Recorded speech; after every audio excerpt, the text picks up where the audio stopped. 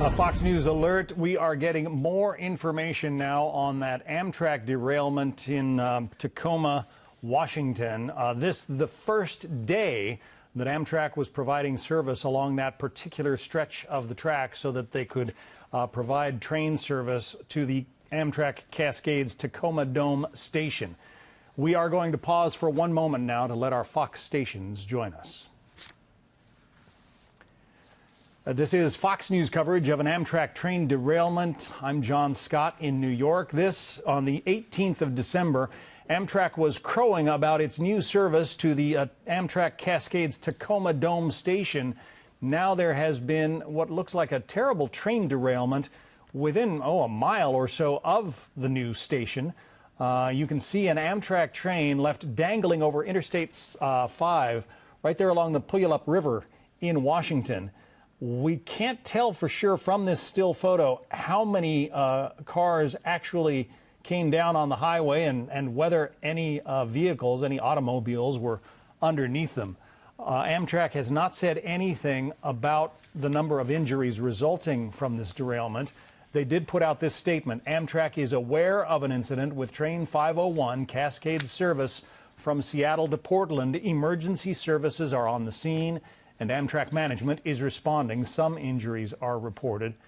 The Pierce County Sheriff's Office now says injuries and even casualties are reported. So that is an update over the last couple of minutes. Numbers to come on that.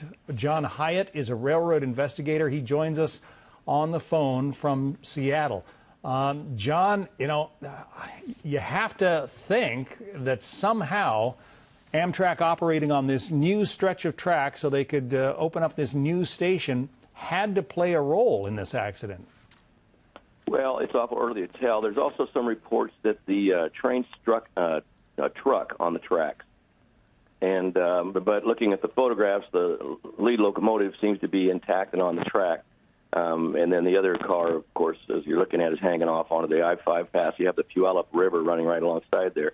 Obviously, the fortunate thing is it's very easy access for emergency people. But, yeah, I fear there's got to be some casualties on this train. It looks pretty bad. I don't know. I think this is, as you said, the first day that they ran the new route. But I highly suspect, at least the initial indications are, that it may have struck something on the track. Yeah.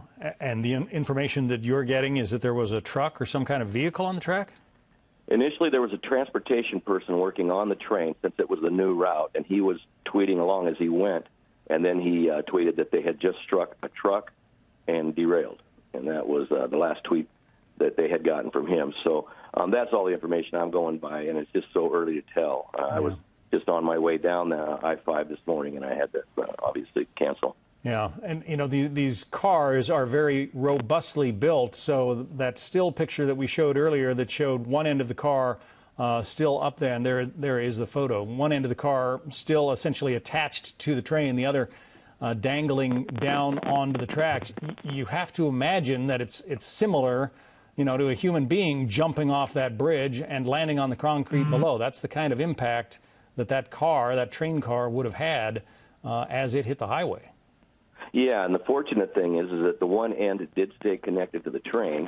Otherwise, you lose the entire car, and obviously that would be much worse. But just looking at the photos, it's bad enough, and I'm praying and hoping for the best for these people. I know it's the onboard people that Amtrak have are trained to try to handle this the best they can, but this may be well out of their I don't think they're going to be able to handle this on their own. But you can see that there's a ton of emergency people, and that's the fortunate part. So we'll be getting more information soon, I'm sure. But it does sound initially like, and I'm just telling you from things that have been tweeted by the Department of Transportation, that it looks like they may have struck something on the track. Mm-hmm. Old habits die hard. If this was, in fact, a new line to Amtrak, I'm guessing that the rails already existed, but maybe trains didn't use them all that much. Perhaps the driver or operator of whatever vehicle this was just wasn't accustomed to having trains roll along there at this hour of the morning? I'm just not sure. There was a 30-mile-an-hour curve right before you get into this area, and, of course, there was some unfamiliarity, but I really don't know that that's the case. I mean, it sounds to me like they struck something. However, there are so many possibilities. And the track had been in use; it just hadn't been used for this particular route. Right. So I'm sure it had been inspected and so forth. And there's just so much information yet to come out, and I'm sure in the next hours we'll find out a lot more information. And at this point, the Pierce County people already are reporting casualties and injuries, and I just don't know how to interpret that. Yeah. Amtrak spent years planning this new service. Again, they just cut the ribbon on the Amtrak Cascades Tacoma Dome station, which, looking at it on the map, is only about a mile from where this accident took place.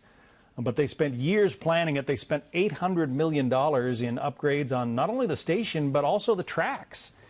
And yet something like this happens.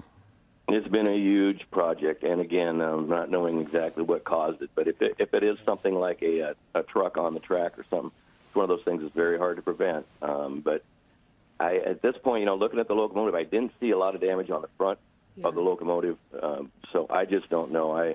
I'm about 10 miles from there, and I'm going to try to make my way out there here pretty soon, but the traffic is just outrageous. Yeah, I can imagine. This is Melissa Francis. I'm looking at some of the witness accounts online on social media, and they're saying it felt like they were suddenly going downhill, and then they hit the seats in front of them. I mean, what must that impact have been like? Oh, it had to be very frightening. It was something this large moving that fast, and then all of a sudden having its speed deterred. Obviously, all the kinetic energy and everything else involved, it's going to be very treacherous. And as I said, it's probably a good thing that one half of the car is still hung up. I'm just saying that probably cushioned a lot from a lot worse blow that could have taken place.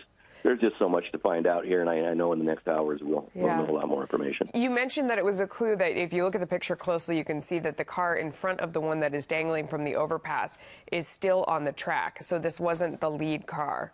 What do you infer from that? Well, that's so hard to infer. I mean, in an instant like that, you would tend to think that it was more mechanical, more track involved. But the report, and that's all I'm going by, is the one tweet from the State Department, Department of Transportation, that said they had struck a truck. Now, how he knew that, being back in the train, I don't know, unless he got up there and spoke to somebody. But it is unusual that if they did strike something, that the engine stays on and other cars derail. But there's so many things involved in what took place here, and I don't know exactly if that track, what the track speed is right there, but it looks like they must have been going at a bit of a slower rate of speed. Otherwise, I believe that car probably would have gone all the way off. We know that they were heading on a new route to a new station. Do we know if this was the first train to go through there, or if others went ahead of it today? I believe this was the first one, is what I've been told by a couple of different Amtrak employees. That they thought it was the very first one. They usually go around what's called the Lakeview subdivision, and this time they actually come right along the river, and it's a shorter route and it's a faster route, and track speed's higher. And at one point shortly before the incident, they were going at 79 miles an hour, which is track running speed right through there. And the State Department transportation person was commenting on how they were passing trains on I-5 just prior to this, and then they must have slowed down to come into that curve that I spoke of, and something terrible happened. Yeah. John Hyatt is a railroad investigator and authority, our guest with us right now as we continue to cover this Amtrak derailment on the first day of service in the Tacoma area. There are casualties reported, injuries reported as well. How many, we do not yet know.